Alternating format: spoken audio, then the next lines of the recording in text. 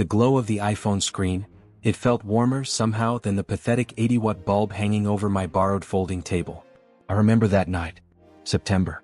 The air in my tiny windowless studio apartment was thick and stale, but on my feed, on Instagram, I was standing on a rooftop in Manhattan, suit tailored, glass of what looked like vintage scotch in my hand.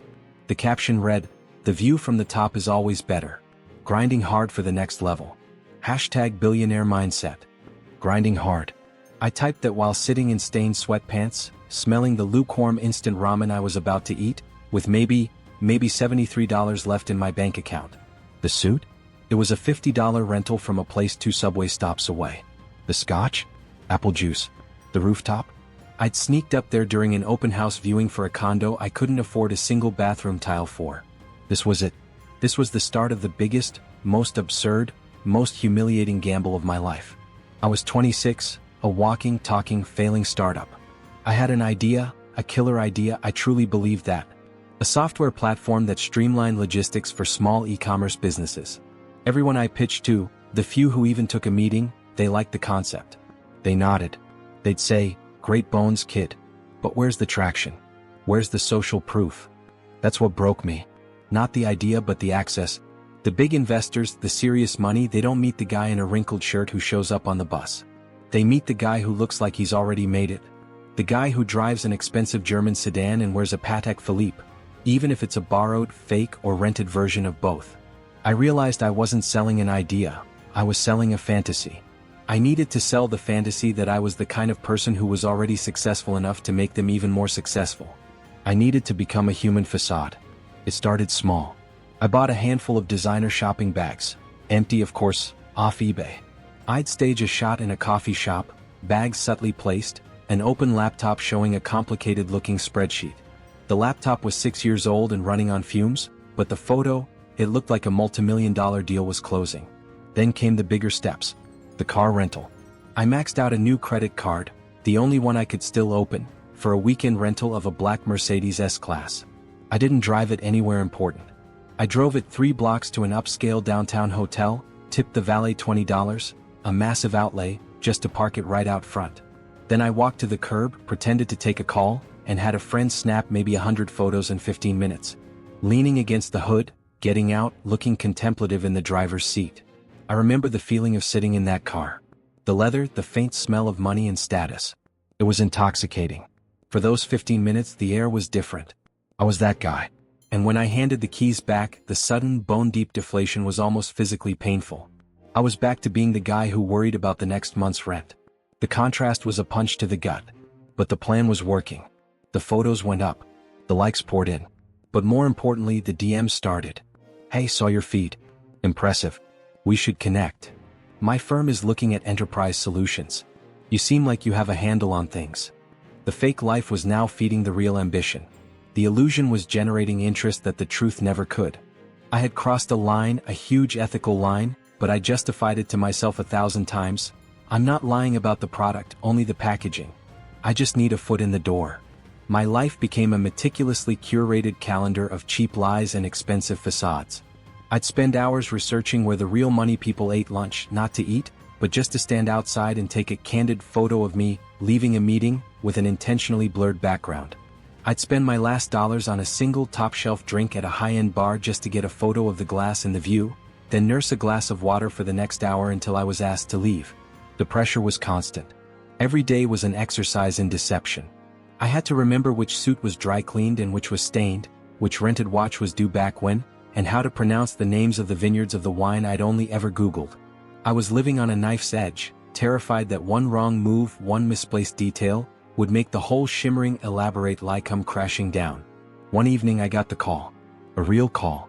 From a venture capital associate named Jessica. She mentioned my online presence, my clear commitment to excellence, and offered me a meeting.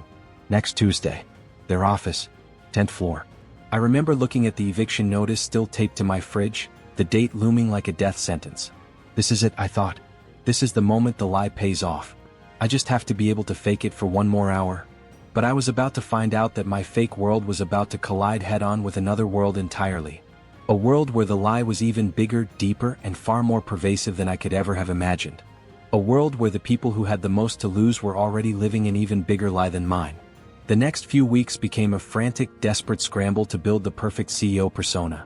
I studied mannerisms, I learned to talk about disruptive synergy without wincing, and I even practiced my power handshake in the mirror.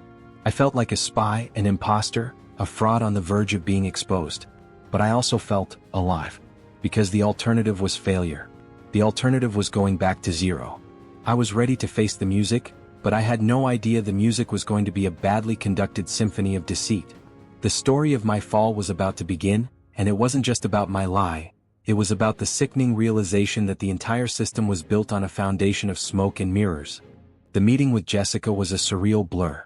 The office was all glass and chrome, the kind of minimalist architecture that screams, "We can afford to be this empty."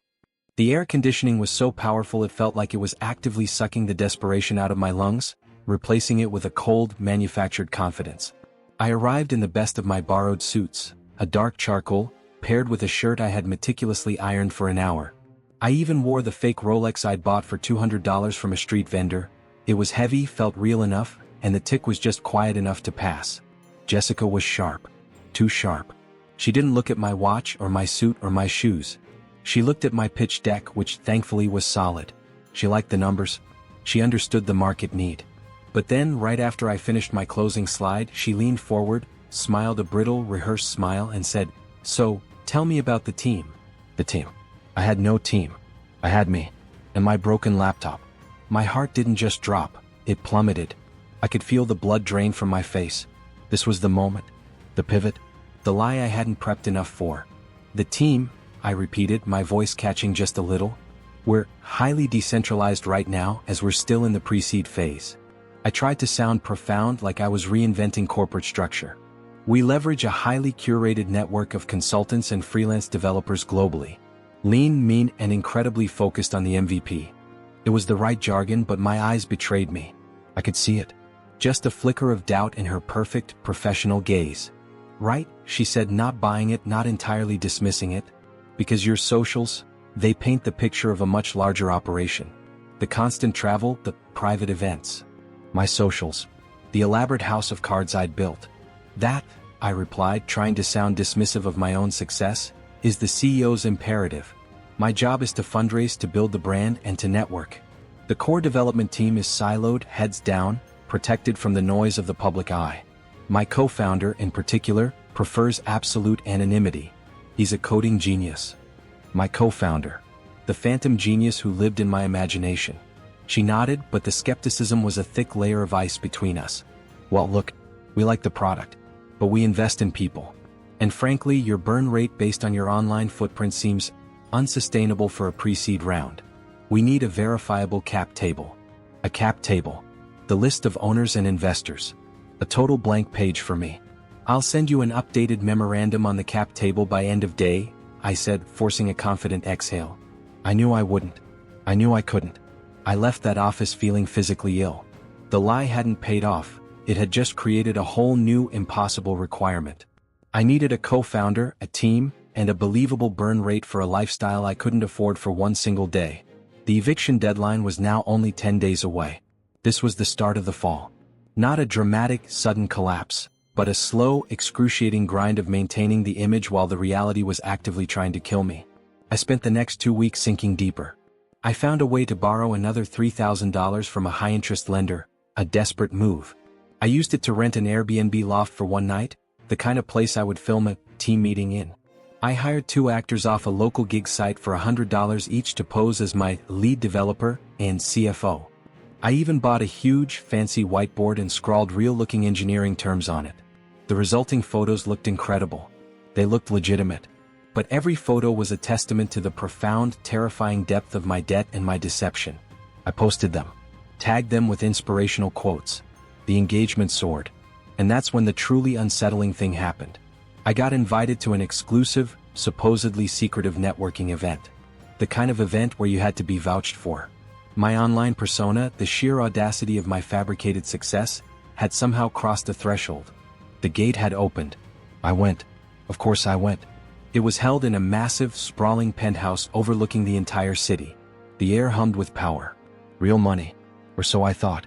I was standing there, nursing a tiny glass of champagne, my borrowed suit feeling too tight, when I overheard a conversation. Two men, both impeccably dressed, talking about a real estate investment they were closing. "So, $20 million total valuation, right?" One man, older, silver-haired, asked. "Well, the actual land and structure is maybe $9 million, George," the younger one replied, shrugging, completely nonchalant. "But we market to market at 20. Gotta give the LP something pretty to look at, right?" The social media campaign we ran made it look like the hottest commodity in the city. Investors want to feel like they're getting in on a sure thing. I nearly dropped my glass. Market to market. Inflate the value not based on truth, but on the illusion of demand and success. They were talking about their $200 million fund the same way I talked about my $73 bank account. They were running the exact same play, just on a scale that made my little deception look like a child's game. I started looking around. The smiles, they seemed a little too wide. The handshakes, a little too firm.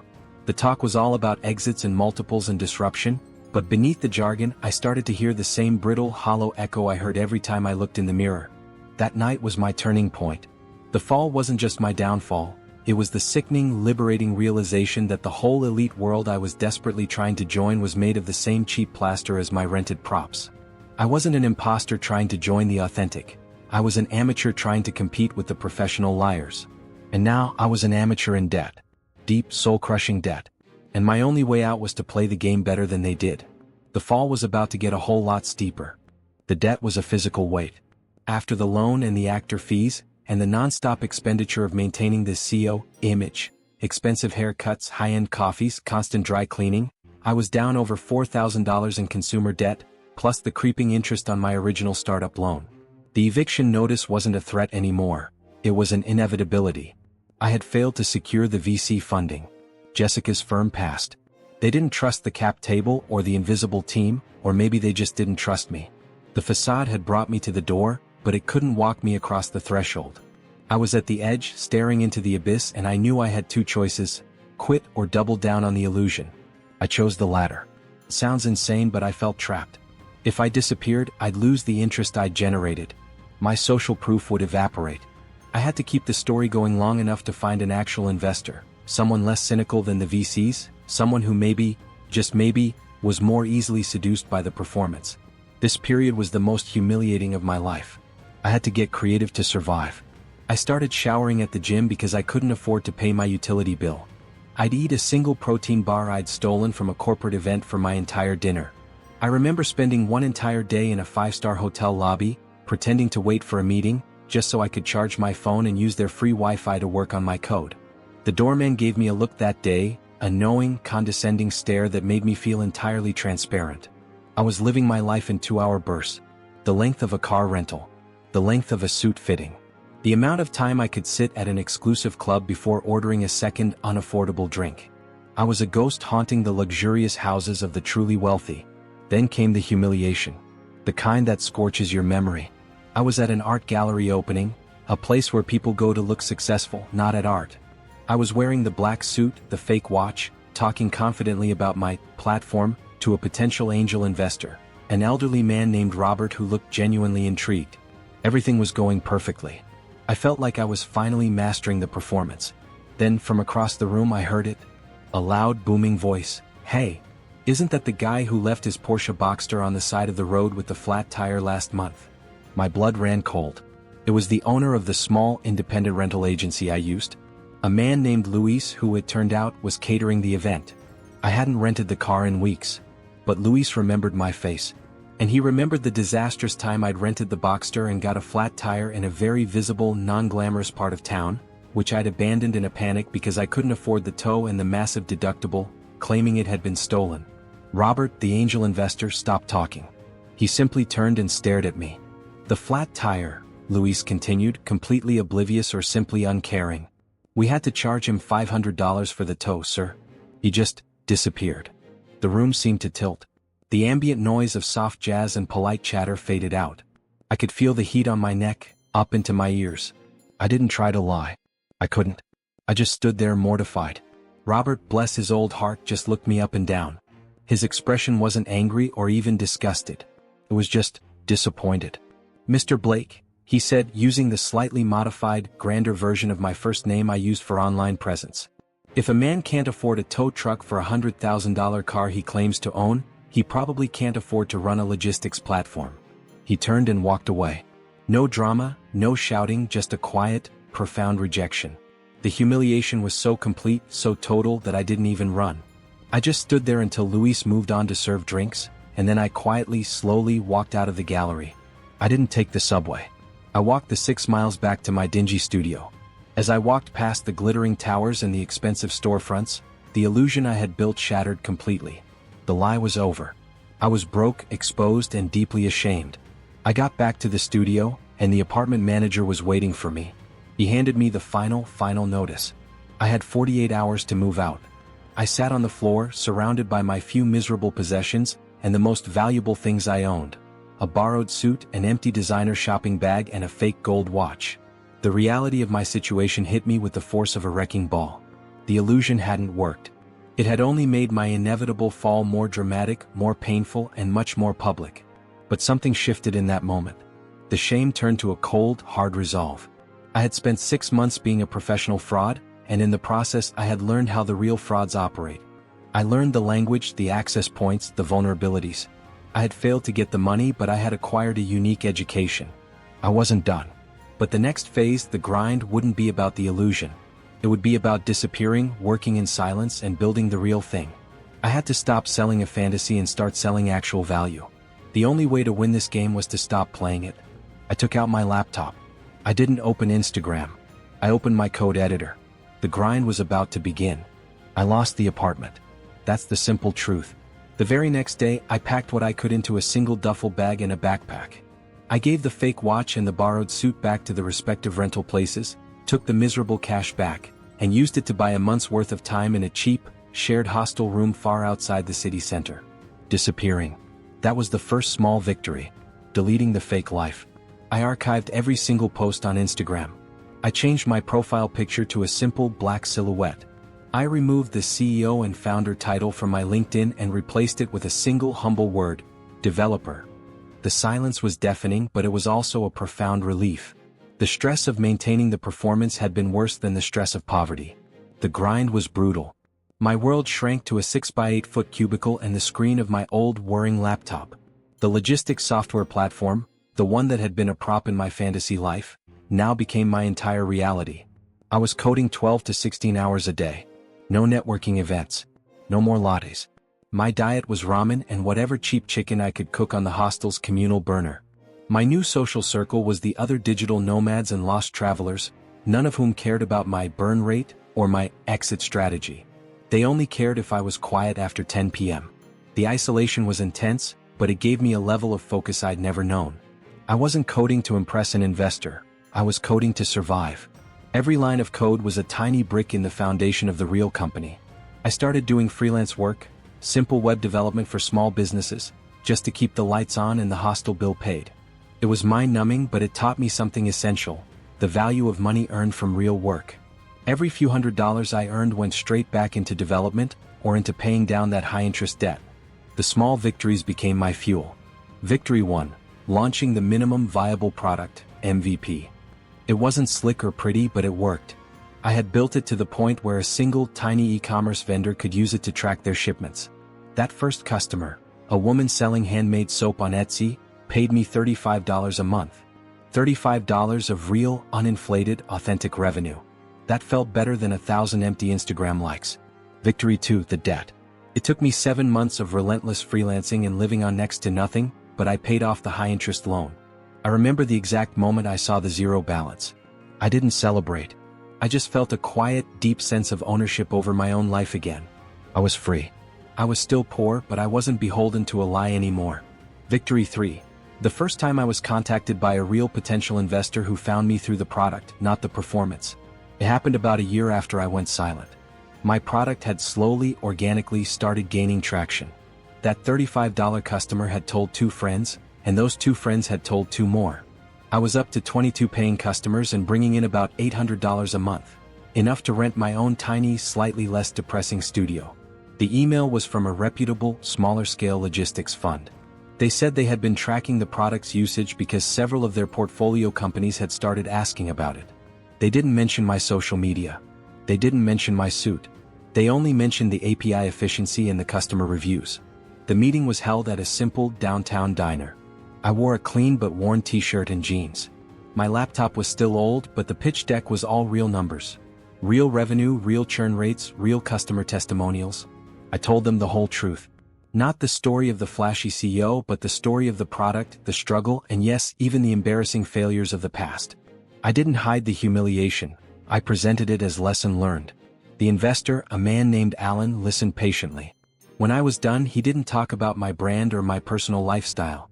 "You learned the hard way," he said, stirring his coffee. "Most people never do. You realize that ownership is the real wealth, not the illusion of it. You built the product and you proved the market and you did it broke. That tells me everything I need to know about your resilience." He didn't offer a $20 million valuation. He offered a $300,000 seed investment for a small, non-controlling stake. A perfectly reasonable, real-world valuation. I took it. It wasn't the headline-grabbing billion-dollar deal of my fantasy, but it was real. It was the climax of the struggle and the beginning of the real journey. The years of silent, humiliating, grinding work had paid off, not because of a lie but because of authenticity. I had finally learned that real wealth isn't about looking rich. It's about being free from the need to look rich. I finally had the money I needed to hire a single real developer, pay a fair salary, and move out of the hostel for good. The final act, the resolution, was about to unfold, built entirely on a foundation of concrete, not smoke and mirrors. The $300,000 investment was a turning point, not a finish line. It gave us runway. It allowed me to hire that developer, a brilliant, quiet woman named Clara, and to rent a modest, no-frills office space. We put every single penny back into the product, obsessing over speed, reliability, and most importantly, customer satisfaction. The years that followed were marked by quiet, incremental growth.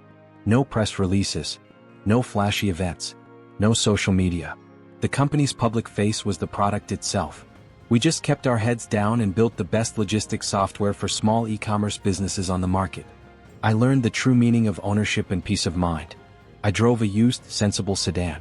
I lived in a clean, modest apartment that I actually owned. My personal finances were boring, stable, and completely transparent. And it was wonderful. The constant, gnawing anxiety of the fake life had been replaced by the quiet, deep satisfaction of building something real. The fake lifestyle had taught me one valuable thing: the power of the illusion. I knew the vulnerabilities of the big, flashy companies because I had briefly pretended to be one. I knew that often, the biggest players were the ones most dependent on external validation and overinflated valuations. We didn't chase the big, unrealistic valuations. We chased profitability. We didn't seek the spotlight. We sought to be an essential tool for our customers. 5 years passed. 5 years of grinding, silent work. The company, now rebranded as Quiet Logics, was doing well. We were fully profitable, debt-free, and serving over 20,000 small businesses across the continent. We were generating serious, legitimate, multi-million-dollar revenue. The climax arrived not with a bang but with a simple email. It was an acquisition offer. A massive, publicly traded logistics corporation, the kind of company I used to try to sneak into their parties, wanted to buy Quiet Logics. They needed our technology, our loyal customer base, and our reputation for reliability. The offer was for $27 million. All cash. I stared at the number on the screen. $27 million. It was more money than I could ever have dreamed of when I was staging photos with that $73 bank balance. I called Alan, my original investor, and Clara, my co-founder. We negotiated, we pushed back, and eventually we closed the deal. A few months later, the money hit the bank. The wire transfer, a huge, silent, life-changing number. My share, after taxes and fulfilling my obligations to Alan and Clara, was enough to make me a legitimate, quiet multimillionaire. I remember the day the acquisition was announced. It was a single, small press release on the buyer's website. I didn't give an interview. I didn't tweet a picture of myself on a yacht. I had learned my lesson. Real wealth whispers, fake wealth screams. The final act of the resolution was a return to the scene of my deepest humiliation. I decided to visit Robert, the angel investor who had seen right through my lie at the art gallery and had kindly, decisively rejected me. I found him listed as an advisor to a local business incubator. I walked into his office, no appointment. I was wearing a simple, custom-tailored suit, not borrowed, not rented, but bought for comfort and quality. My handshake was firm but relaxed. "Robert," I said, "I don't know if you remember me. It's It's Blake. He looked up, surprised, then smiled a genuine warm smile. The Boxster guy, he chuckled. I remember. It was a good suit, son. A bit desperate, but a good suit. I didn't flinch. You were right, sir. I couldn't afford the tow. And I was selling a lie. I told him the rest of the story. The eviction, the hostel, the years of silent building, the $27 million exit. He listened, leaning back in his chair, his eyes twinkling. So you figured it out, didn't you? He said finally. You realized that the people who really own the yachts are too busy managing their assets to be on Instagram posing with them. You learned that true luxury is anonymity, not visibility. The fake rich spend all their time proving they have money, the real rich spend all their time quietly making more. He stood up and extended his hand. Congratulations, Blake. You went from a professional poser to a quiet owner. And that, my friend, is the greatest acquisition of all. I left his office that day feeling a sense of peace I'd never felt before. I was an owner. I was free. I was still the same guy who loved building things, but now I had the freedom and the peace of mind to do it on my own terms. The ultimate irony was that the months I spent faking the life of a millionaire had led me to the profound realization that the life I truly wanted was the one that required no performance at all. I took the afternoon off. I drove my sensible sedan to the beach, parked, and just watched the waves roll in. No phone. No camera. No caption needed. The view from the top, I realized, wasn't a Manhattan skyline. It was the unobstructed horizon of my own future. The broke to billion story wasn't about the money. It was about the painful, humiliating journey from illusion to authenticity. And the silence? The silence was the sound of true wealth. If you want to learn more about the difference between burn rate and net worth and how to build a business on a foundation of reality, not hype, hit that subscribe button. We've got more stories of true financial transformation coming your way.